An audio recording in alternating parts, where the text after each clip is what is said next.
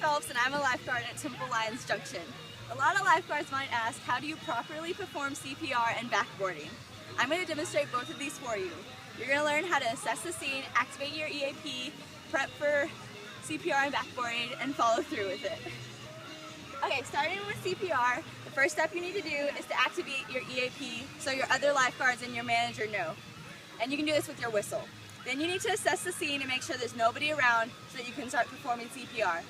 So if there are people around, you can just move them with your whistle or something. Okay, and then because you're dealing with a person's body, you have to put gloves on. I don't have any gloves with me, but we're just gonna pretend I'm putting them on because you have to put gloves on when dealing with another person. After you put your gloves on, you need to check the body to see if they have a pulse. And you need to check on their wrist with 2 fingers like this, or on their neck. Okay, if they don't have a pulse, you should also check to make sure if they're breathing or not.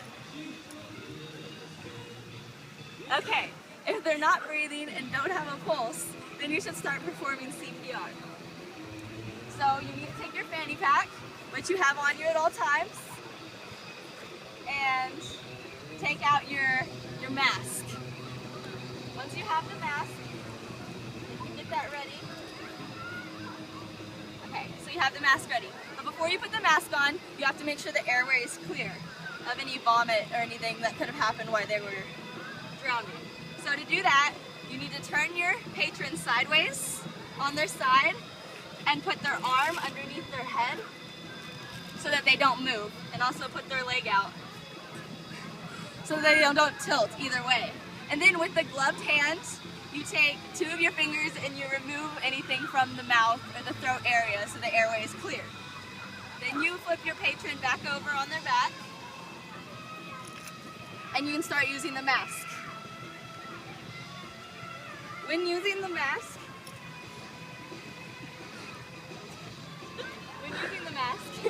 you need to make sure it covers both airways, the nose and the mouth, and it needs to be sealed tightly so that no air escapes when you're using it.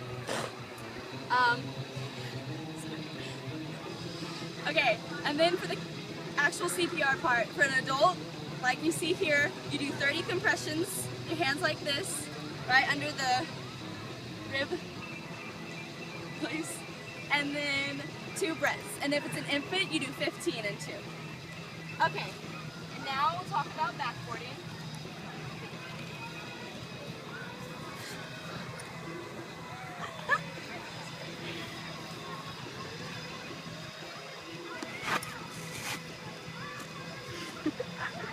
Usually when backboarding, there's already a guard that has the head stabilized because it's the guard that first took in the injury. So her head is already stabilized by a guard, okay?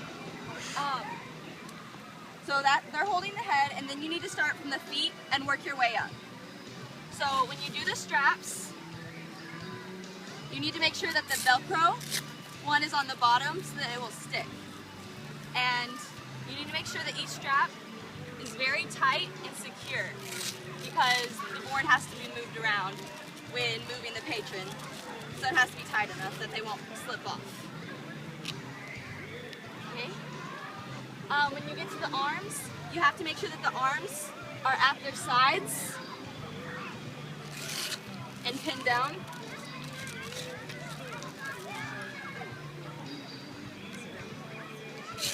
And then the last strap.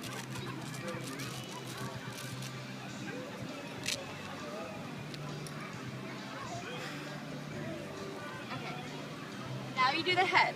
Now see, in a real life situation, the head would already be stabilized by a guard like this.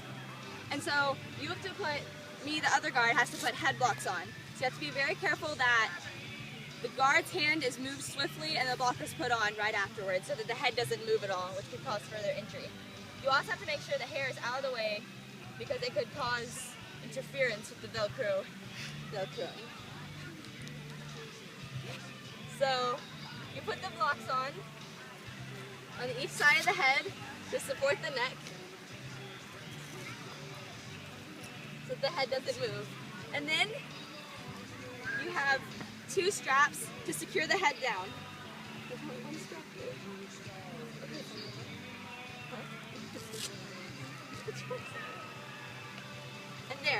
the patron is secured and able to be moved to an ambulance or wherever it needs to be moved to.